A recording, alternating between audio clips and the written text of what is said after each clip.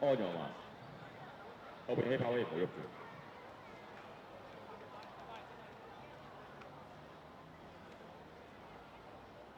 set。